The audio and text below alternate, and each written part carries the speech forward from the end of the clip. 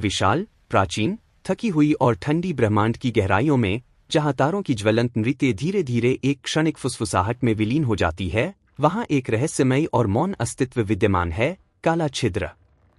इसे एक लालची राक्षस के रूप में कल्पना न करें जो सब कुछ निगल जाता है, बल्कि इसे वास्तविकता के कपड़े पर गहराई से उकेरी गई एक गहन निशान के रूप में समझें, एक ऐसा क्षेत्र जहां अंतरिक्ष और समय अत्यधिक रूप से मुड़ जाते हैं, किसी भी पलायन मार्ग को अवरुद्ध कर देते हैं, प्रकाश को भी एक शाश्वत मौन में कैद कर लेते हैं, जहां ब्रह्मांड के सभी प्रतिध्वनियां एक अंतहीन गर्त में विलुप्त हो जाती हैं, मानो शून्य स्वयं अस्तित्व की स्मृतियों को निगल लेता है। प्राचीन काल में काले छिद्रों को शाश्वत शिकारी के रूप में देखा जाता था, जो विशाल तारों के पतन से जन्म लेते हैं और गुरुत्वाकर्षण के निर्दयी आलिंगन से पदार्थ को आकर्षित करते हैं। लेकिन एक दूरस्थ भविष्य में, जब ब्रह्मांड अपना ईंधन समाप्त कर लेगा और अंधेरे को भेदने के लिए नए तारे नहीं उभरेंगे, ये अस्तित्व परिवर्तित हो जाते हैं। वे अब एक जीवंत ब्रह्मांड के अवशेषों को निगलते नहीं, बल्कि अलग थलग हो जाते हैं, लचीले अवशेषों में बदल जाते हैं, जैसे अनंत रेगिस्तान की रेत में आधे दफन प्राचीन खंडहर, जहां समय पूर्व की महिमा के अवशेषों पर एक पतला पर्दा की तरह फैल जाता है। इस ब्रह्मांडीय कब्रिस्तान की कल्पना करें, आकाशगंगाएं विघटित हो जाती हैं, सर्पिल भुजाएं धुंधली गैसीय बादलों में बिखर जाती हैं, और वह गैस ठंडी होकर फैल जाती है। अंतिम लाल बौने तारे, मंद और दीर्घजीवी, अरबों वर्षों के बाद झिलमिलाते हुए बुझ जाते हैं। अंत में ऊष्मा का प्रवाह रुक जाता है और ब्रह्मांड अधिकतम एंट्रोपी की स्थिति प्राप्त कर लेता है। यह अवधारणा ऊष्मागतिकी के द्वितीय नियम में निहित अव्यवस्था के प्रभुत्व को इंगित करती है, जहां कोई उपयोगी कार्य संभव नहीं रहता, मानो ब्रह्मांड थककर एक पूर्ण शांति के समक्ष समर्पण कर देता है, जहां भौतिकी के नियम सभी क्रियाओं के अंत की फुसफुसाहट सुनाते हैं। इस युग में काले छिद्र अंतिम संरचनात्मक किले का प्रतिनिधित्व करते हैं, उनकी अपार गुरुत्वाकर्षण शक्ति से आसपास के शून्य को मुड़ाते हुए, उन क्वांटम उतार चढ़ावों की प्रतिध्वनि करते हुए जो कभी सब कुछ की उत्पत्ति का कारण बने थे। एक काला छिद्र कोई ठोस वस्तु नहीं है, बल्कि अंतरिक्षमय की विकृति है, जो एक अदृश्य सीमा से परिभाषित होती है, जिसे घटना क्षितिज कहा जाता है। यह क्षितिज एक एकतरफा पर्दा के रूप में कार्य करता है, कोई भी संकेत जो इसे पार करता है, हमेशा के लिए बाहरी दुनिया से अलग हो जाता है, जैसे हवा में फुसफुसाई गई एक गोपनीयता जो मौन में खो जाती है, या एक रहस्य जो क्वांटम संभावनाओं के महासागर में निगल लिया जाता है। हमारी वर्तमान दृष्टि से काले छिद्रों का पता लगाना उन्हें सीधे देखने का अर्थ नहीं है, क्योंकि वे प्रकाश को अवशोषित करते हैं, जो उन्हें असंभव बनाता है, बल्कि यह देखना है कि वे निकटवर्ती तारों की कक्षाओं को कैसे मुड़ाते हैं या दूरस्थ क्वासरों के प्रकाश को विक्षेपित करते हैं। लेकिन एक मरणासन्न ब्रह्मांड में पृष्ठभूमि की चमक इतनी मंद हो जाती है कि वह शून्य से अलग नहीं पहचानी जा सकती। ब्रह्मांडीय माइक्रोवेव पृष्ठभूमि बिग बैंग की क्षीण प्रतिध्वनि विस्तार के कारण लाल विस्थापन से गुजरती है, पूर्ण शून्य के निकट तापमान तक पहुंचती है, ठंडे शून्य में विलीन हो जाती है, मानो मौलिक ऊष्मा स्वयं ब्रह्मांड की उदासीनता में घुल जाती है।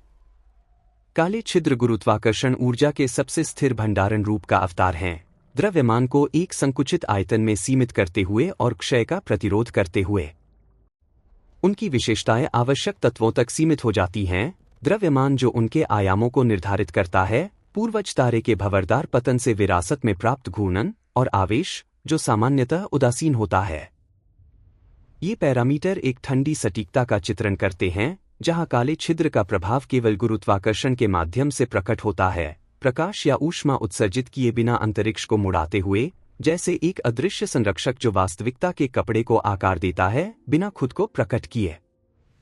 फिर भी इस गहन एकांत में भी काले छिद्र अजेय नहीं है।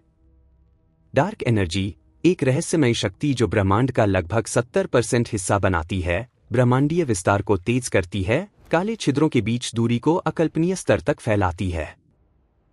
यह प्रेरणा टकरावों को लगभग पौराणिक घटनाओं में बदल देती है, जो वर्तमान ब्रह्मांड की आयु से अधिक समय पैमानों पर घटित होती है।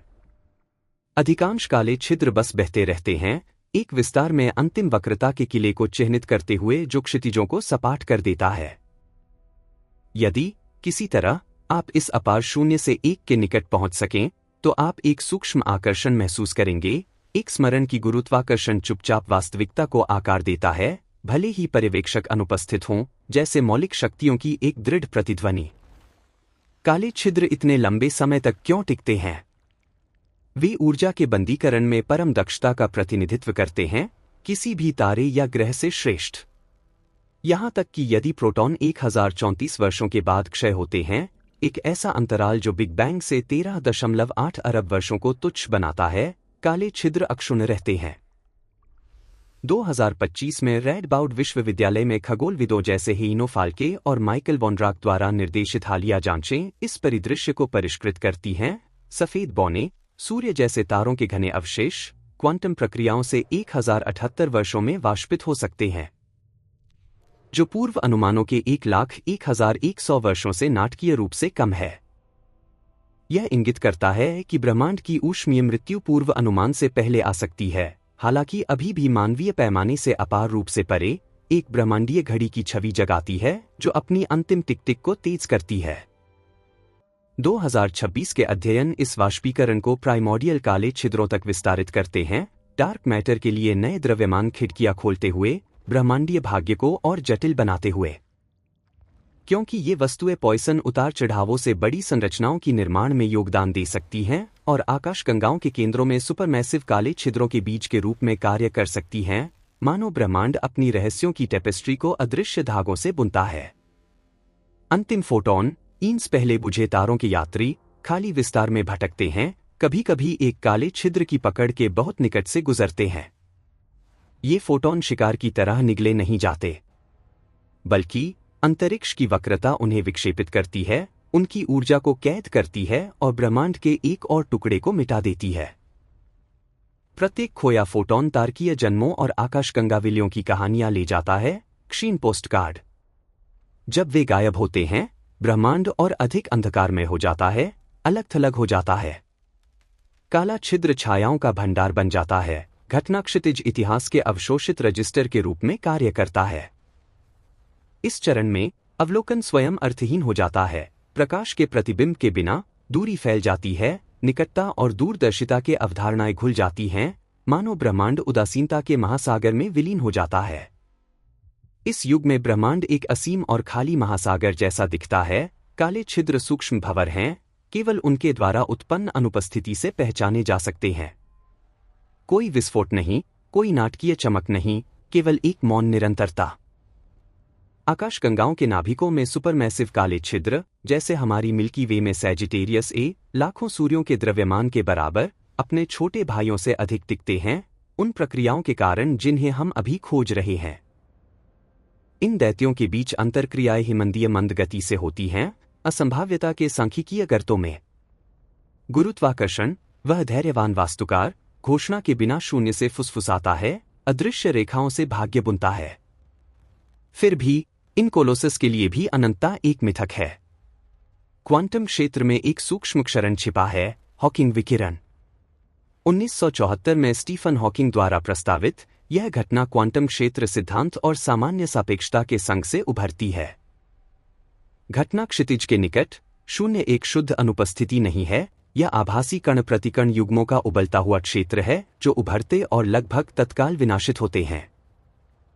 लेकिन गुरुत्वाकर्षण वक्रता उन्हें अलग कर सकती है। एक अंदर गिरता है, नकारात्मक ऊर्जा लेकर जो काले छिद्र के द्रव्यमान को कम करती है, जबकि दूसरा वास्तविक विकिरण के रूप में भाग जाता है, अंधेरे के विरुद्ध एक मंद चमक फैलाता है। यह एक ज्वाला नहीं है, बल्कि एक अनुभूत सांस। बड़े काले छिद्रों के लिए ब्रह्मांडीय पृष्ठभूमि से ठंडा तापमान द्रव्यमान के व्युत्क्रमानुपाती, छोटे काले छिद्र केतली की तरह उबलते हैं, जबकि सुपरमैसिव दानव माइक्रोकेल्विन पर विकिरण करते हैं। हॉकिंग की अंतर्दृष्टि कठोर गणनाओं और द्रवों में ध्वनिक काले छिद्रों जैसे प्रायोगिक अनुरूपों से पुष्टि हुई है, जो इंगित करती है कि काले छिद्र शाश्वत नहीं है। वे ऊर्जा खोते हैं, प्रारंभ में न्यूनतम रूप से, सिकुड़ते हुए तेज होते हुए, जैसे गर्म हाथों के बीच तेजी से पिघलती बर्फ की गेंद। एक तारकीय द्रव्यमान काले छिद्र का वाष्पीकरण 1067 वर्षों की आवश्यकता करता है, जबकि अवलोकनीय ब्रह्मांड के द्रव्यमान वाला एक 10,100 वर्षों में ऊष्मीय मृत्यु की अनुमानों से विचित्र सहमति में। 2023 में माइकल वॉन्ड्राक और सहयोगियों द्वारा निर्देशित जांचें इस घटना को विस्तारित करती हैं। विकिरण क्षितिज तक सीमित नहीं है, बल्कि बड़ी दूरी से आ सकता है, क्षय को तेज करता है और पूर्व मॉडलों को चुनौती देता है। 2025 के अध्ययन इस प्रक्रिया को सफेद बौनों और न्यूट्रॉन तारों पर लागू करते हैं, वाष्पीकरण समय को 1078 वर्षों तक कम करते हुए। 2026 के विकास इंगित करते हैं कि हॉकिंग विकिरण से एक CO का उत्सर्जन काले छिद्रों के वाष्पीकरण प्रक्रिया को महत्वपूर्ण रूप से बदल सकता है, उन्हें तेज घुमाते हुए और ब्रह्मांड के भाग्य को अधिक गतिशील बनाते हुए, क्योंकि ये एक्सीन शून्य स्पिन वाली काल्पनिक कम द्रव्यमान कण सामान्य पदार्थ से कमजोर अंतर्क्रिया करते हैं, मानो ब्रह्मांड क्वांटम अंतर्संबंधों की छिपी परतों को प्रकट करता है। यह वाष्पीकरण काले छिद्र को स्मारक से क्षणिक घटना में बदल देता है। जैसे जैसे यह सिकुड़ता है, तापमान बढ़ता है और विकिरण तेज होता है, एक फीडबैक चक्र का विलयन। एंट्रोपी बढ़ती है, ऊर्जा फैलती है, ब्रह्मांड को संतुलन के निकट लाती है। केटी मैक के पुस्तक द एंड ऑफ एवरीथिंग में वर्णित सिद्धांत डार्क एनर्जी द्वारा प्रभुत्व वाले परिदृश्यों से संरेखित हैं, जहां विस्तार शाश्वत है और सभी वक्रताएं बिग फ्रीज में सपाट हो जाती हैं। लेकिन आकर्षक विकल्प उभरते हैं। रॉजर पेनरोज द्वारा प्रस्तावित चक्रीय ब्रह्मांड विज्ञान चक्रों का सुझाव देता है, जहां ऊष्मीय मृत्यु एक नए बिग बैंग में पुनरारंभ होती है, एक अनंतता बिना आरंभ की, जो ब्रह्मांडीय माइक्रोवेव पृष्ठभूमि में विसंगतियों से समर्थित है। 2022 से 2025 तक की जांचें दिखाती हैं कि हॉकिंग पॉइंट्स मानक मुद्रास्फीति मॉडलों से संरेखित हैं, जरूरी नहीं कि CCC सिद्ध करें। लेकिन 2025 में पेनरोज और क्रिस्टोफ ए माइसनर का एक लेख एक नई विचार प्रस्तुत करता है कि कैसे संक्रमण गुरुत्वाकर्षण तरंगों द्वारा प्रभुत्व वाले युग में स्वाभाविक रूप से होता है, पूर्व समस्याओं को हल करता है, मानो ब्रह्मांड पुनर्जन्म के शाश्वत चक्र है, जहां एक इनका अंत अगले के आरंभ में सहज रूप से विलीन हो जाता है। शॉन कैरोल की बोल्ट्जमैन ब्रेन्स पर चिंतन, शून्य में तात्कालिक चेतनाएं एक अस्वस्थ एकांत जगाते हैं, आकस्मिक उतार चढ़ावों से क्षणिक मनों का जन्म। 2026 के अध्ययन बोल्ट्जमैन ब्रेन्स के विरोधाभास को स्पष्ट करते हैं, एक ढांचा प्रदान करते हुए जो समय और एंट्रोपी के बारे में धारणाएं स्मृति की विश्वसनीयता को प्रभावित करती हैं, भौतिक नियमों को अनुमानित चुनावों से अलग करते हुए और बहसों में चक्रीय तर्कों को उजागर करते हुए। एक संभावना में ब्रह्मांड में चेतना की नाजुकता को रेखांकित करते हुए। जबकि अंतिम काला छिद्र अपने अंत के निकट पहुंचता है, वह उबलते लेकिन अभी भी ठंडे विकिरण उत्सर्जित करता है, अपनी पीड़ा में कणों के विस्फोटों को मुक्त करता है, एक विस्फोट नहीं बल्कि एक आह। घटना क्षितिज विलुप्त हो जाता है, क्षणिक निशान छोड़ते हुए, ऊर्जा फैली हुई जो एकरूपता में विलीन हो जाती है। क्या बचा है? एक लगभग पूर्ण एकरूपता, क्वांटम उतार चढ़ावों के साथ जो सूक्ष्म लहरों के रूप में बनी रहती हैं, लेकिन कोई संरचना नहीं बनाती। परिवर्तन के बिना समय अर्थहीन हो जाता है, भेदों के बिना अंतरिक्ष भी।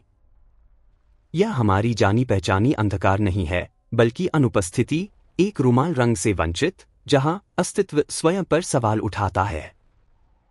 जुआन माल्डासेना की होलोग्राफिक मॉडल जैसे आज CFT अनुरूपता सुझाती है कि ब्रह्मांडीय सूचना सीमाओं में एनकोडेड है, जो इंगित करती है कि हमारी वास्तविकता क्षय से पर एक क्षणिक प्रतिबिंब के रूप में बनी रहती है। 2025 के डार्क एनर्जी स्पेक्ट्रोस्कोपिक इंस्ट्रूमेंट के डेटा इंगित करते हैं कि डार्क एनर्जी कमजोर हो सकती है, पूर्ण जमाव को रोकते हुए और बिग क्रंच या संक्रमण चरणों को खोलते हुए। 2025 से 2026 तक की जांचें इस विचार को मजबूत करती हैं कि डार्क एनर्जी समय के साथ विकसित होती है, मानक मॉडल को चुनौती देती है, कुछ अध्ययनों में अनुमान लगाते हुए कि ब्रह्मांड 19 और 33 अरब वर्षों के बीच बिग क्रंच में समाप्त हो सकता है, डार्क एनर्जी के कमजोर होने से, जो संकुचन को ट्रिगर करता है। मानो ब्रह्मांड एक साहसी विस्तार के बाद एक अंतिम आलिंगन में सिकुड़ जाता है। इस गहन रहस्य में हम निराशा नहीं पाते, बल्कि श्रद्धा, ब्रह्मांड की कथा उसके विस्फोटक जन्म से मौन विघटन तक हमारी क्षणिक इतिहास को प्रतिबिंबित करती है।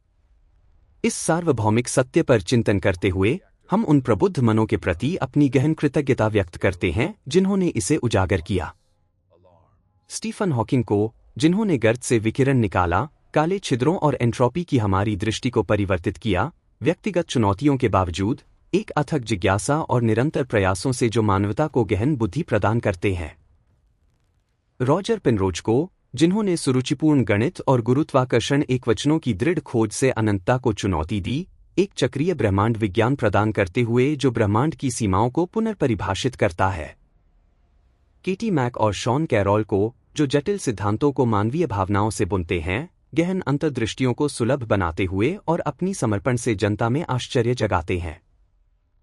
रेडबाउड विश्वविद्यालय और उससे परे की टीमों को, जिसमें हेनो फाल्के और माइकल वॉनराक शामिल हैं, जो वाष्पीकरण मॉडलों को सूक्ष्म गणनाओं और सहयोगी भावना से परिष्कृत करते हैं, हमारे साझा ज्ञान को आगे बढ़ाते हैं। अल्बर्ट आइंस्टीन को, जिनकी सापेक्षतावादी नींव आधुनिक ब्रह्मांड विज्ञान को सहारा देती है, और समकालीन ब्रह्मांडविदों को जो अनगिनत निद्राहीन रातों और जुनून से डार्क एनर्जी की जांच करते हैं, आपके मौन बलिदान समाज को आगे बढ़ाते हैं। आपकी योगदानें बनी रहती हैं, हमें विनम्रता और आशा से ऊपर देखने के लिए प्रेरित करती हैं।